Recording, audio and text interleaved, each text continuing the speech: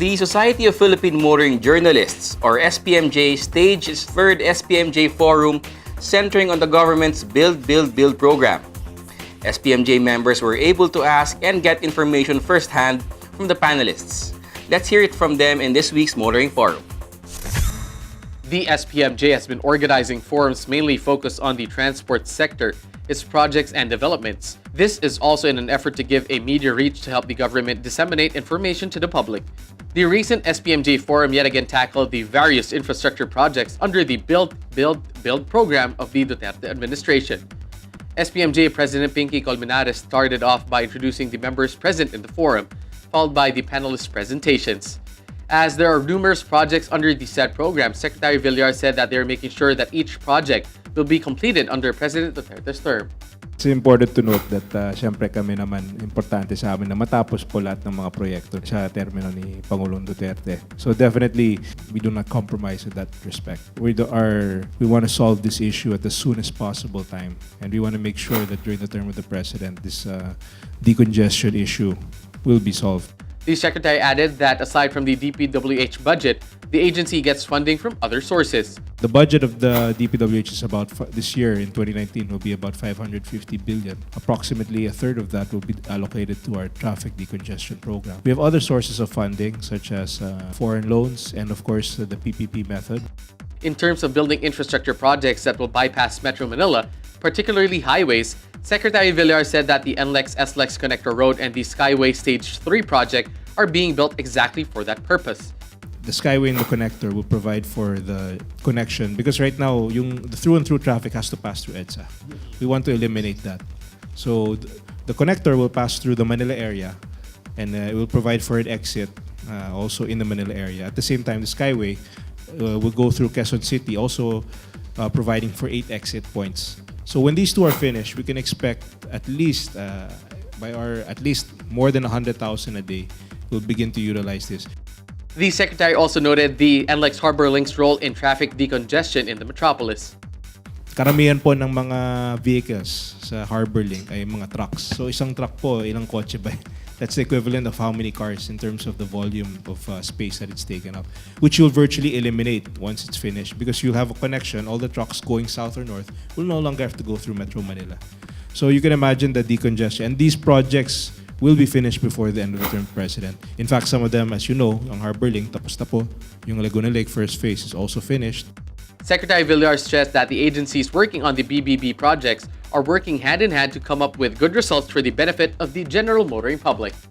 We're in constant contact with the DOTR regarding their mega projects, which if you finish these in combination together, it's a 1-2 punch.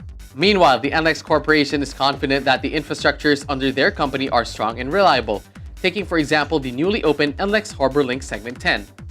One of the projects that have been completed, as you know, is Harbour Links Segment 10. No? And that expressway, that viaduct, long bridge, is designed for, we call it seismic level 6. And that is the latest code that's being used right now. So all of the historical earthquakes that already happened, and even higher than that, yung ating bridge will be able to take that kind of an earth. And it's also designed to carry trucks. No? The NLEX executive also shared some of their unsolicited proposals to the DPWH, but admits it would take time and wouldn't be that easy if approved. Yung Port Expressway, our recent estimate for that is it will cost around 95 to 100 billion. So it's not cheap. The other project, the C5 Expressway, is more or less the same, no? From 90 to 95 billion. But of course, big ticket projects like this, you don't construct it in one go. You really have to stage the construction. DPWH handles right-of-way issues that hamper some projects and said unity within the cabinet is one factor that speeds up the clearing of the said issues.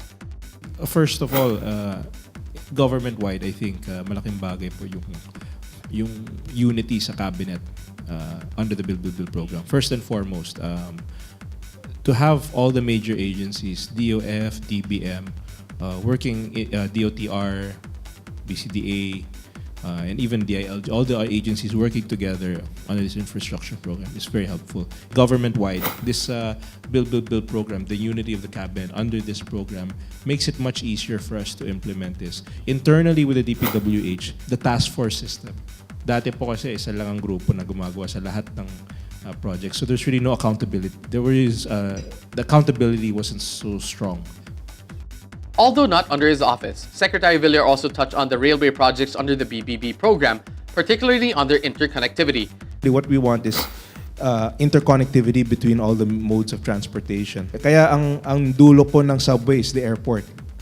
So from the airport, you can go to the common station. From the common station, you can take MRT, LRT, and go to certain areas. And then eventually we're interconnected. That's something early on. We want to make sure that we don't overlook that. Kasi it might be in the past, mag-iisip, ba't natigil to dito? Ba't hindi nilang kinonect dito?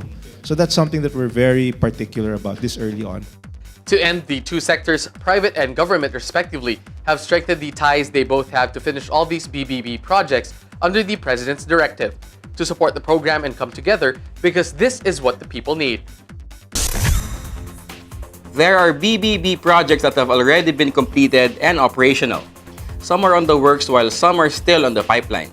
Nevertheless, the government is committed to build these long-term solutions to traffic. That's it for Motoring Today's Motoring Forum, courtesy of Suzuki Philippines.